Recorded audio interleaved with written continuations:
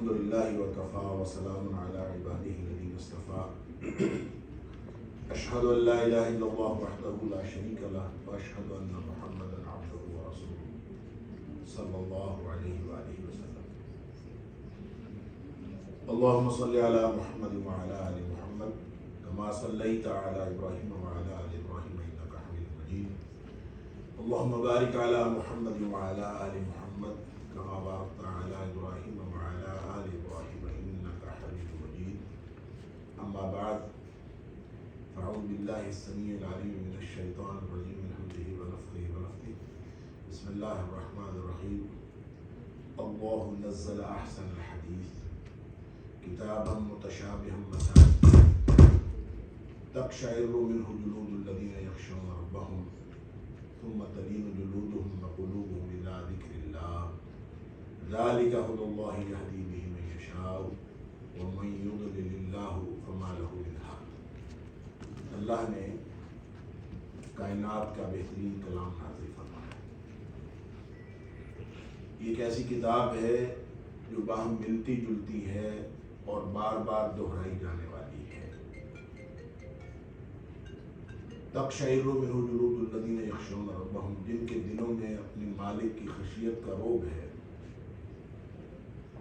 ان کے اس قرآن سے رونگٹے کھڑے ہو جاتے ہیں، پھر ان کے جسم بھی اور ان کے دل بھی اللہ کی یاد کی طرف جھک پڑتے ہیں۔ یہی وہ ہدایت ہے، اللہ جسے چاہتا ہے عطا فرماتا ہے، اور جسے اللہ گمراہ کر دے اس کو پھر بھری کائنات میں کوئی ہدایت دینے والا نہیں۔ صدق اللہ العظیم۔ قرآن حکیم اللہ کا کلام،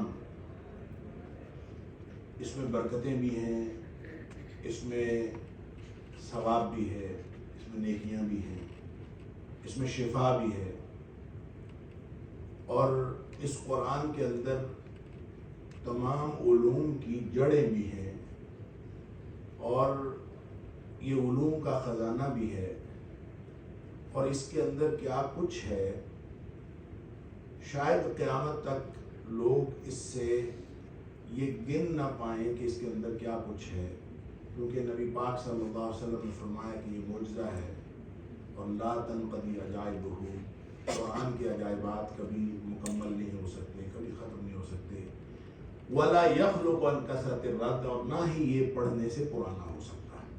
کتابیں پرانی ہو جاتی ہیں، ایک دفعہ پڑھیں، دو دفعہ پڑھیں، اس کے بعد قرآن کتاب کا لطف ختم ہو جاتا ہے، اس کے اندر چاشنی ختم ہو جاتی ہے۔ قرآن ایک ایسی کتاب ہے، اس کو جتنی دفعہ پڑھیں اس سے لطف بھی بڑھتا جاتا ہے، معانی کا فہم بھی بڑھتا جاتا ہے، اور انسان قرآن کے نہیں، صرف قرآن کے نہیں بلکہ اللہ کے قریب تر ہوتا چلا جاتا ہے، کیونکہ قرآن ایک معجزہ ہے اور اس کے عجائبات کبھی ختم نہیں ہو سکتے۔ لیکن میرا بھی سوال یہ ہے، جس طرح ابھی محمد علی بھائی سوال کر رہے تھے قرآن کے حوالے سے کہ اس کا موضوع کیا ہے اور اس کے بنیادی مقاصد کیا ہیں، تو میں صرف ایک بات عرض کرنا چاہتا ہوں، اور وہ آپ سے سوال بھی کروں گا اور خود عرض بھی کروں گا کہ قرآن کا مقصد نزول کیا ہے۔ بھلے موضوع انسان ہے، لیکن اس کا نزول کا مقصد کیا ہے؟ قرآن کیوں نازل ہوا؟ کیا یہ برکتوں کے لیے نازل ہوا ہے؟ کیا یہ شفا کے لیے نازل ہوا ہے؟ کیا یہ علوم کے خزانے بتانے کے لیے نازل ہوا ہے، یا ثواب دینے کے لیے نازل ہوا ہے؟ ایک حرف پہ 10 نیکیاں ملتی ہیں، اور نبی کریم صلی اللہ علیہ وآلہ وسلم نے فرمایا الف لام میم 3 حروف ہیں، 30 نیکیاں مکمل ہو گئیں۔ تو پوری کی پوری قرآن کی جو تلاوت ہے اس کے اندر نیکیاں بھی ہے، ثواب بھی ہے، سب کچھ ہے، لیکن کیا یہ مقصد ہے؟ یا پھر ہم جو دلہن کے اوپر قرآن کا سایہ کر لیتے ہیں، کیا قرآن اس لیے نازل ہوا ہے؟ یہ سارے جو مقاصد ہیں ہم قرآن سے حاصل کرتے ہیں، اس میں شفا بھی ہے، اس میں برکت بھی ہے، سب کچھ ہے، لیکن اس کا مقصد نزول کیا ہے؟ اس کا مقصد نزول ہے ہدایت، اور ہدایت جو ہوتی ہے وہ 3 قسم کی ہوتی ہے۔ ہدایت کا ایک معنی ہے راستہ، وہ خود قرآن نے کہا اِنَّكَ لَعَلَىٰ هُدًى مُسْتَقِيمٍ، اے حبیب صلی اللہ علیہ وسلم آپ سیدھے رستے پر ہیں۔ ہدا کا معنی راستہ۔ ایک ہدا کا معنی ہوتا ہے راستہ دکھانا، اراء الطریق، اور ایک ہدا کا معنی ہوتا ہے منزل مقصود پر پہنچانا، ایصال الی المطلوب، منزل مقصود پر پہنچانا۔ قرآن یہ تینوں کام کرتا ہے، یہ راستہ بھی بنتا ہے، یہ راستہ دکھاتا بھی ہے، یہ منزل مقصود پر پہنچاتا بھی ہے، لیکن یہ سب کے لیے نہیں کرتا، ہر شخص کے لیے نہیں کرتا۔ جو آیت سورہ زمر کی میں نے آپ کے سامنے تلاوت کی ہے شروع میں، اس میں اللہ کریم نے بڑے ہی عجیب انداز میں اور بڑے خوبصورت انداز میں قرآن کا تعارف کروایا۔ اللہ نزل احسن الحدیث، کہ اللہ نے کائنات کا بہترین کلام نازل کیا، لیکن خوبیاں بہترین کلام کی دو بتائیں۔ کیا؟ اس میں مشابہت ہے اور اس میں تکرار ہے۔ کتاب متشابہ مثانی، اس میں مشابہت ہے، اس میں تکرار ہے۔ یہ دو خوبیاں ایسی ہیں، یہ دو خصوصیات ایسی ہیں کہ مخلوق میں سے کسی کے کلام میں ہو تو کلام اپنی تاثیر کھو دیتا ہے۔ اسی لیے رائٹرز، لکھنے والے، ادباء، شعراء جب لکھتے ہیں تو اس بات کا خاص اہتمام کرتے ہیں کہ ایک تو اس کی مشابہت نہ ہو اور ایک اس کے اندر تکرار نہ ہو۔ اس لیے کہ جس تحریر کے اندر تکرار ہوگی آپ تو اگلے لمحے اس کو چھوڑ دیں کہ یہ بھی کوئی کتاب ہے، یہ بھی کوئی تحریر ہے جس کے اندر تکرار اور مشابہت دو ایسی خصوصیات ہیں کہ مخلوق کے کلام میں آ جائیں تو تاثیر کھو دیتی ہیں۔ اللہ فرماتا ہے کہ یہ کائنات کا بہترین کلام ہے اور اس میں یہی دو خصوصیات ہیں کہ اس میں مشابہت بھی ہے اور اس میں تکرار ہے، لیکن تاثیر کا عالم یہ ہے کہ تقشعر منہ جلود الذین یخشون اللہ، جن کے دلوں میں اپنے مالک کی عظمت کا رعب ہے، ان کے رونگٹے کھڑے ہو جاتے ہیں۔ یعنی تاثیر کا عالم یہ ہے، باوجود مشابہت کے، باوجود اس کی تکرار کے۔ اور قرآن میں تکرار آپ دیکھتے ہیں کہ بار بار وہی کچھ، اور بار بار مشابہ لگ جاتے ہیں حفاظ کو اور قراء کرام کو، مسائل میں گھرے رہتے ہیں۔ یہ یہاں سے نکلا، وہاں سے پہنچ گیا، پہلے پارے سے تیسرے پارے میں پہنچ گیا، تیسرے سے چھٹے میں پہنچ گیا، چھٹے سے 24 میں پہنچ گیا، پھر واپس آ گیا۔ مشابہ لگ گیا ہے کیونکہ مشابہت ہے، اور تکرار وہی کچھ آپ پڑھتے جاتے ہیں، وہی باتیں پھر بار بار بار بار بار بار۔ لیکن یہ تکرار اور مشابہت وہی دو خصوصیات جو مخلوق کے کلام میں ہوں تو تاثیر کھو دیتی ہے، خالق کے کلام میں ہوں تو تاثیر پیدا ہو جاتی ہے۔ یہ جو فرق ہے یہ ہے مخلوق اور خالق کے کلام کا، اور یہی اعجاز ہے قرآن کا، یہی قرآن کا معجزہ ہے کہ قرآن کے اندر جب قرآن کے اندر مشابہت اور تکرار ہو تو اس کی تاثیر بڑھ جاتی ہے۔ اور اللہ تعالیٰ فرماتا ہے، اور وہی دو خصوصیات بتا کے تکرار اور مشابہت کی فرمایا، تقشعر منہ جلود الذین یخشون اللہ۔ اللہ اکبر، رونگٹے کھڑے ہو جاتے ہیں۔ ایمانداری سے بتائیے گا، میں اپنے سمیت سب کو سوال کرتا ہوں، کتنی دفعہ قرآن پڑھتے ہوئے یا سنتے ہوئے رونگٹے کھڑے ہوئے؟ کبھی بھی نیور ایٹ آل۔ جب نہیں رونگٹے کھڑے ہوتے، رونگٹے کھڑے ہونا پتہ ہے جس کو قرآن نے دوسری جگہ کہا وجلت قلوبہم، دل ڈر جاتے ہیں۔ اور رونگٹے کھڑے ہونے کا مطلب یہ ہے کہ جھرجھری آ جاتی ہے اور پورا جسم انسان کا کام جاتا ہے۔ تو کبھی ایسا ہوا قرآن پڑھتے یا سنتے ہوئے جسم کام کیا ہو، جھرجھری آ گئی ہو، رونگٹے کھڑے ہو گئے ہو؟ نہیں ہوا۔ سبحان اللہ۔ اللہ فرماتا ہے کہ یہ ہر ایک کا نہیں ہوتا، یہ اس کا ہوتا ہے یخشون ربہم، جن کے دلوں میں اپنے رب کی خشیت ہو۔ میں نے اس کا ترجمہ کیا ہے کہ جن کے دلوں میں مالک کی عظمت کا رعب ہوتا ہے۔ میں نے یہ ترجمہ جان بوجھ کے کیا اس لیے کہ خشیت جو ہے، اس کا ترجمہ عام طور پہ مترجمین نے خوف کیا۔ خوف بھی عربی زبان کا لفظ ہے، خشیت بھی عربی زبان کا لفظ ہے۔ خشیت خوف نہیں ہوتی، خوف اور چیز ہے، خشیت اور چیز ہے۔ خشیت کے اندر ریکگنیشن ہوتی ہے، خشیت کے اندر پہچان ہوتی ہے۔ آپ جس کو پہچان لیتے ہیں اور پہچاننے کے بعد آپ کو اس کے مقام کا، صاحب کلام کے مقام کا جب تک ادراک نہ ہو، کلام کی عظمت کا رعب کبھی نہیں پیدا ہو سکتا۔ اس کی مثال آپ یوں لے لیجئے، میں اکثر مثال دیتا ہوں، میں اگر کہوں کہ پکڑ لو آپ سب حیران ہو جائیں گے کیا کہہ رہے ہیں. یہ ایک محمل کلام ہوگا. کیوں؟ کہنے والا میں ہوں. اور صاحب کلام کو جب آپ جان رہے ہیں تو آپ کو یہ کلام ایک محمل کلام لگ رہا ہے. اور اگر یہی بات علاقے کا تھانے دار کہے پکڑ لو تو اس کی گریوٹی کا اندازہ ہے آپ کو کہ آپ فوراً پریشان ہو جائیں گے کہ اس نے کیا کہہ دیا. صرف کلام وہی ہے. صاحب کلام کے بدلنے سے کلام کی تاثیر بدل گئی. آپ چلتے جائیں, اگر یہ ملک کا وزیر اعظم یا چیف ایگزیکٹو یہی بات کہہ دے پکڑ لو, تھلی مچ جائے گی پورے ملک میں. کلام وہی ہے. صاحب کلام کی تبدیلی سے کلام کی تاثیر بدلتی جا رہی ہے. تو ظاہر ہے جس کو یہ پتہ ہی نہیں ہے کلام کس کا ہے, یہ شہنشاہوں کے شہنشاہ کا کلام ہے, یہ کائنات کے خالق و مالک کا کلام ہے. اور جس کے دل میں یہ روب نہ ہو, مالک کی عظمت کا روب نہ ہو, اس نے ریکگنائز نہ کیا ہو, اس نے معرفت حاصل نہ کی ہو, اور اس کے دل میں یہ روب نہ ہو کہ یہ خالق مالک کا کلام ہے, اس وقت تک اس کو کوئی فائدہ نہیں ہے. اس سے نہ اس کے رونگٹے کھڑے ہوتے ہیں اور نہ ہی کبھی اس کو جھرجھری آتی ہے.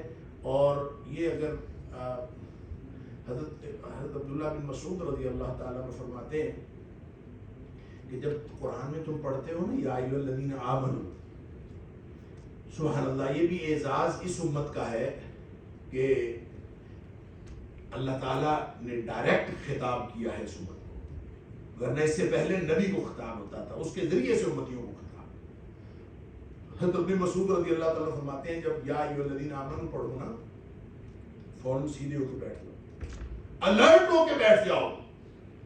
کائنات کا خالق و مالک عرش سے تمہارے ساتھ براہ راست مخاطب ہے. اگر یہ کبھی تصور قائم ہو جائے اور مالک کی خشیت دل میں گھر کر جائے تو رونگٹے کھڑے ہوتے ہیں کہ نہیں ہوتے, جھرجھری آتی ہے کہ نہیں آتی, وجلت قلوبہم, دل دہل جانے کی کیفیت پیدا ہوتی ہے کہ نہیں ہوتی. ظاہر ہے یہ کبھی اس لیے نہیں پیدا ہوتی کہ ہم نے کبھی مالک کی عظمت کے روب کو دل میں بٹھائے بغیر ہمیشہ قرآن پڑھا ہے, کبھی بٹھا کے, کبھی اس طرح سے قرآن پڑھا ہی نہیں, سنا ہی نہیں, نہ ہمارے کبھی رونگٹے کھڑے ہوئے نہ کچھ. اگر رونگٹے کھڑے ہو جائیں اس کا فائدہ کیا ہے؟ تقشعر منہ جلود الذین یخشون ربہم. تکرار بھی مشابہت بھی سن کے انسان کا دل دہل جاتا ہے. دل دہل گیا نا جس دن, یہ عمر فاروق رضی اللہ تعالیٰ عنہ جیسا جو جری آدمی اور سخت دل آدمی اور سخت گیر آدمی, وہ بھی قرآن سن کے ہی مسلمان ہوا تھا. یعنی قرآن سن کے ان کا دل دہلا تھا. اور وہ جو ایک معروف واقعہ ہم سب سنتے ہیں کہ آپ کی بہن نے قرآن آپ کو سنایا تھا, تو وہ اس معروف واقعے کے علاوہ مسند احمد کے اندر جو عمر فاروق رضی اللہ تعالیٰ عنہ کا اپنا بیان ہے وہ اس سے پہلے کا واقعہ ہے. اور حضرت عمر فاروق رضی اللہ تعالیٰ کے دل میں ایمان اسی وقت گھر کر گیا تھا کہ آپ نے قرآن ہی سنا تھا جا کے, اور حیران ہو گئے تھے قرآن سن کے. اور وہ جو جھرجھری آتی ہے, وہ جو رونگٹے کھڑے ہوتے ہیں, وہ ہو گئے تھے. اور اس لیے کہ اس کے بعد حیران ہو گئے تھے کس کا کلام ہے. اور اس کے بارے میں وہ خود واقعہ بیان کرتے ہیں کہ میں تو نبی پاک صلی اللہ علیہ وسلم کو تکلیف پہنچانے کی نیت سے ہمیشہ جاتا تھا. تو میں ایک دن نکلا تو نبی کریم صلی اللہ علیہ وسلم کعبہ میں نماز پڑھ رہے تھے, بالکل کعبہ کے ساتھ. میں کعبہ کے پردے کے اندر چھپ گیا اور چھپ کے اندر ہی اندر چلتا چلتا میں بالکل قریب چلا. اب قرآن پڑھا جا رہا ہو, پڑھنے والے صاحب قرآن اور صحن خانہ کعبہ کا ہو اور سننے والا عمر فاروق ہو, تو کیفیت کیا بنی ہوگی. اللہ, تو وہاں پہ حضرت نبی اکرم صلی اللہ علیہ وسلم سورۃ الحاقہ تلاوت فرما رہے تھے.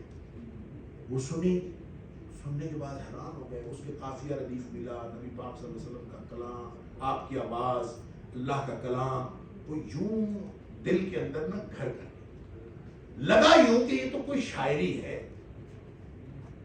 دل میں یہ خیال آیا کہ یہ تو کوئی شاعر ہوگا, اس لیے کہ اتنی جو قافیہ ردیف کی جو سیمیٹری ہے, اس سیمیٹری نے جو دل پر اثر کیا.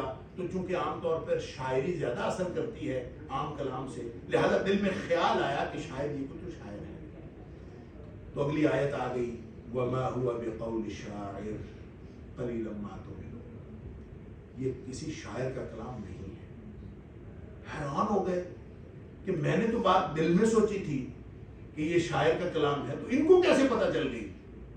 تو اس وقت چونکہ یہ غلط عقیدہ موجود تھا، جیسے آج بھی بعض لوگوں کے ہاں یہ عقیدہ موجود ہے کہ یہ جو کاہن ہوتے ہیں، یہ جو عراف ہوتے ہیں، یہ دل کی باتیں جان لیتے ہیں، حالانکہ دل کی باتیں سوائے اللہ کے کوئی نہیں جانتا۔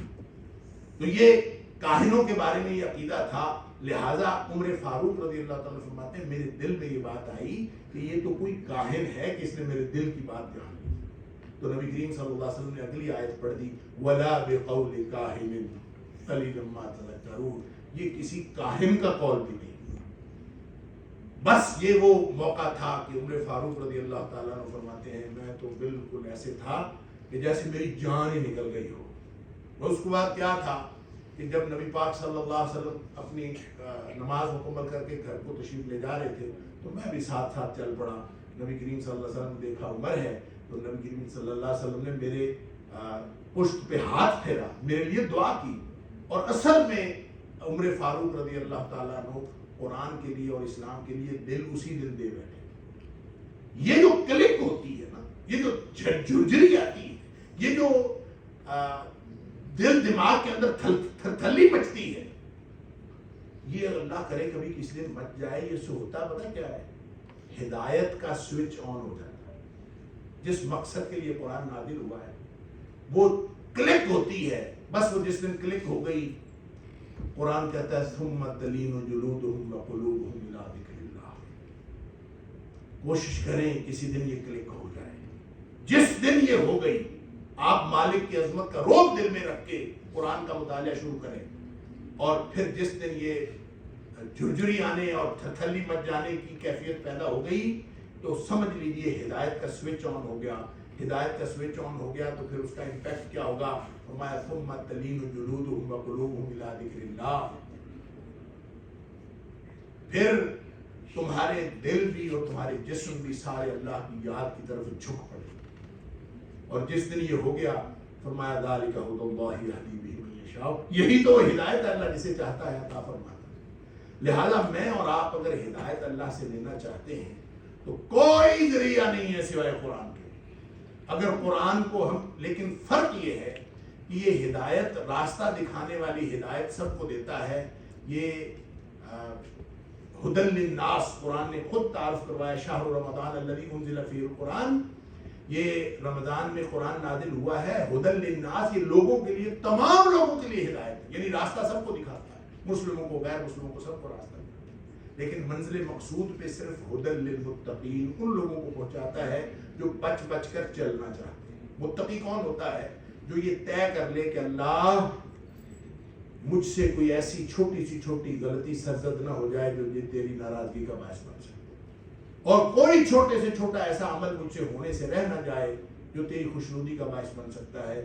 جس نے اس دوہرے احساس کے ساتھ زندگی کی ابتدا کر لی وہ متقی ہے، اور جو اس دوہرے احساس کے ساتھ کہ اللہ میں تیری ناراضگی سے بچ کر اور تیری خوشنودی حاصل کرنے کے لیے یہ زندگی جینا چاہتا ہوں، اور اس نیت سے وہ قرآن پڑھے گا تو قرآن اس کو منزل مقصود پر لے گا، اور منزل مقصود پہ جس دن قرآن لے کے چل پڑا، ان ھذا القرآن یہدی للتی ہی اقوم، یہ قرآن لے جاتا ہے اس راستے پر جو سیدھا رستہ ہے۔ لہذا میں اور آپ اگر ہم قرآن سے ہدایت لینا چاہتے ہیں تو ہمیں اصل میں اپنی نیتوں کو اور اپنے دماغوں کو، اپنے دل و دماغ کو ری ٹیون کرنا پڑے گا، اور اگر ری ٹیون کر کے ہم اس کو پڑھیں گے تو انشاءاللہ وہ ہدایت مل جائے گی، اور جس کو قرآن کی ہدایت مل گئی اس کو سمجھ لیجیے رب مل گیا، کیونکہ اللہ تک پہنچنے کا اس کے علاوہ اور کوئی ذریعہ نہیں ہے کہ انسان قرآن پڑھے۔ نبی پاک صلی اللہ علیہ وسلم فرمائے ان ھذا القرآن سبب، یہ قرآن رسی ہے، یہ حدیث سن لیجیے، میں اپنی بات مکمل کر رہا ہوں، یہ قرآن ایک رسی ہے، طرفہ بید اللہ و طرفہ بید، اس کا ایک سرا اللہ کے ہاتھ میں ہے، ایک سرا تمہارے ہاتھ میں۔ لہذا فرمایا جب جس نے اللہ سے جڑنا ہے وہ قرآن سے جڑ جائے، فتمسکوا بہ، قرآن کے ساتھ جڑ جاؤ۔ دو گارنٹیاں نبی کریم صلی اللہ علیہ وسلم نے دیں، جو قرآن سے جڑ جائے گا ظاہر ہے وہ اللہ سے جڑ جائے گا، اور جو اللہ سے جڑ گیا لن تضلوا ولن تهلكوا بعده ابدا، اس کے بعد پھر 2 گارنٹیاں ہیں، ایک تو تم کبھی ہرگز گمراہ نہیں ہوگے اور دوسرا کبھی بھی تم تباہ و برباد نہیں ہوگے۔ 2 گارنٹیاں ہیں جب اللہ کے قرآن کے ساتھ جڑ جائیں۔ قرآن ہمارے پاس موجود ہے، وقت ہمیں نکالنا ہے اور اللہ کی خشیت کا روح دل میں ڈال کے، اللہ کی عظمت کا روح دل میں رکھ کے اس قرآن کے مطالعے کا آغاز اس نیت سے کرنا ہے کہ اللہ ہم بچ بچ کے چلنا چاہتے ہیں، ہمارا راستہ گم ہو گیا ہے، تو ہمیں راستہ عطا فرما۔